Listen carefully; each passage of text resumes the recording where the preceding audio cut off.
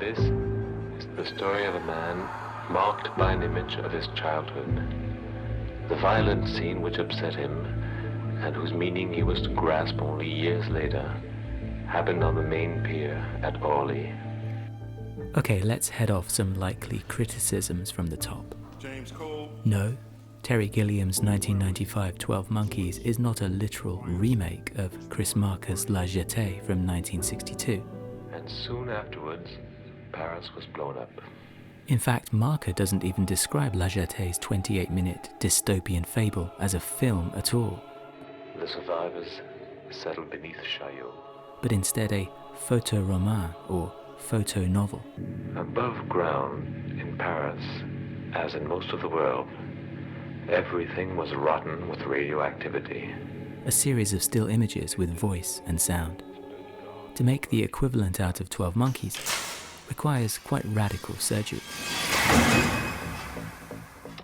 We appreciate your volunteering. And possibly play an important role in returning the human race to the surface of the Earth. We've had some misfortunes with unstable types. Actually, even that's not quite enough. You'd still need to switch in a dispassionate narrator. Nothing tells memories from ordinary moments. In English or Marker's preferred French. Rien ne distingue les souvenirs des autres moments. Detached from the present action and giving a more distant feel to a story about obsessions with the past. Sur le visage qui devait être la seule image du temps de paix à traverser le temps de guerre, il se demanda longtemps s'il l'avait vraiment vu ou s'il avait créé ce moment de douceur pour étayer le moment de folie qui allait venir. On its own motion picture terms, though, 12 Monkeys clearly is, to take the other title word in this video series, a conscious, reverent remodeling of Marker's premise, storyline, themes and ideas. It's made by people who are devotees of Legete, screenwriters Janet and David Peoples, and even Gilliam himself. It works because it's so technically brilliant. And the editing is the most extraordinary editing I've ever seen. You're dealing with poetry at this point. It's easy to see what lured in the Peoples and Gilliam, the minds behind science fiction classics like Blade Runner and Brazil. Told in these snapshots, Legete is an intriguing lo-fi, sci-fi, time travel tale in which a Parisian survivor of World War III is sent back to before the planet was destroyed and radioactive to save humanity. If this sounds high concept, action-oriented even, Marker's rendering is anything but.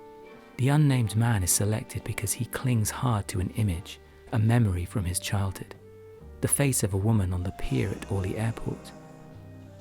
Without such a fixation, the time travel experiment has driven other emissaries to insanity or death. What's more, this memory is linked to a more obscure simultaneous event where the child appeared to witness another man's death. Of course, this is a photo novel, not a photo album. Au 10e jour d'expérience, des images commencent à sourdre, comme des aveux. And it's the flow of images, alongside the audio, that gives Legete its cumulative power. In effect, the entire film is a meditation on the passage of time and the forged connections of memory and image making, an ongoing preoccupation for Marker, a photographer, visual artist and filmmaker. Cette fois, il est sûr de la reconnaître. C'est d'ailleurs la seule chose dont il est sûr, dans ce monde sans date qui le bouleverse d'abord par sa richesse. Early in his 1983 essay film Sans Soleil, it's said of the unseen photographer protagonist, J'aurais passé ma vie à m'interroger sur la fonction du souvenir, qui n'est pas le contraire de l'oubli, plutôt son envers. On ne se souvient pas, on réécrit la mémoire comme on réécrit l'histoire. If there's a better summation of Legete, made some 2 decades prior, or perhaps cinema itself, I've yet to hear it. The attempt to harness and sculpt time, the inherently transient force in which we all exist. The protagonists of Legete and 12 Monkeys break out of its constraints and move back and forth through time, but still with no agency or control. All they really have are fleeting moments, later memories, to cherish with another person. Who can't relate to this? On a rough count, there are 400 plus pictures in Legete. A few repeat, but it's the variation in Marker's usage that makes the overall effect so potent. clean cuts for traditional shot-reverse shot orientation, crossfades or dissolves for a more dreamlike, reflective ambience, longer holds to allow us to really explore and absorb certain images. Un visage de bonheur, mais différent. While audio, generally deployed with great subtlety, sometimes accentuates the visuals more overtly, a pounding heartbeat-type percussion in more sinister scenes, even a seductive score for the most romantic interlude. What appears to interest Marker the least, despite the premise and climactic twist, is plot. And this is where 12 Monkeys steps in. The writers and Gilliam set up a mystery to be solved. 5 billion people died in 1996 and 1997. Bruce Willis's Cole is sent back to gather intelligence to stop the virus outbreak. Suspicions center on protest group Army of the 12 Monkeys, led by Brad Pitt's Jeffrey Goins. Get it? Monkey, monkey, monkey. The wayward son of a prominent virologist. Cole eventually convinces his psychiatrist, Catherine Rayleigh, that he's a time traveler, and together they attempt to thwart Goins' crew. It's only at the end that we learn that Goins is a red herring.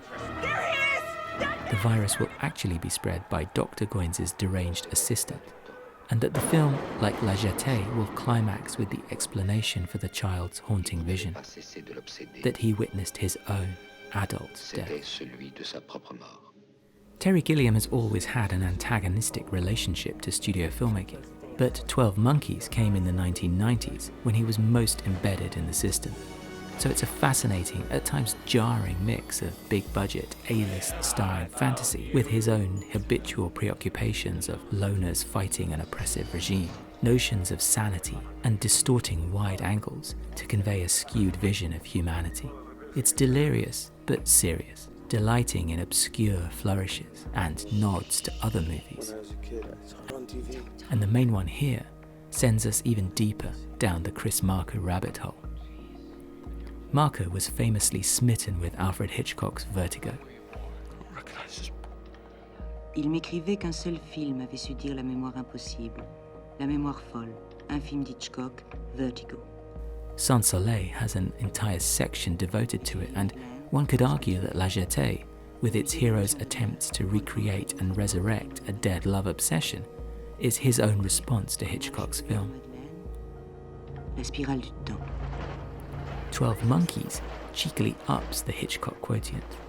Cole may not force Rayleigh to change her appearance, but her disguise, coming at a 24-hour Hitchcock film fest no less, echoes Kim Novak's brunette Judy into blonde Madeline. And this real Madeline, Stowe, even borrows the former name. Judy Simmons, I have reservations for Key West. These are neat cinematic in-jokes, with even some thematic resonance. 12 Monkeys attempts and achieves something unusual, splicing genres from cerebral sci-fi to paranoid thriller to doomed romance, taking risks in its diversions and digressions, and infusing a slick Hollywood studio project with an antic, anarchic sensibility. It features standout, heartfelt performances from the ever-underrated Stowe, and arguably Bruce Willis's most soulful, vulnerable screen work, as well as Brad Pitt's biggest showboating. Yes, my son. Yet for all the invention and expansion of Chris Marker's story, does the film ever come to life in the same way as Legete? Can it? Can any traditional motion picture? In the celebrated sequence where, for a fleeting moment, Marker's still images come to life, you could say that this is a photo-roman overcoming, transforming, in his words, the vertigo of time. Perhaps that's more than any film, bar perhaps Vertigo, or any person can achieve, even when keeping their eyes wide open and looking for ways to retain and reimagine the past.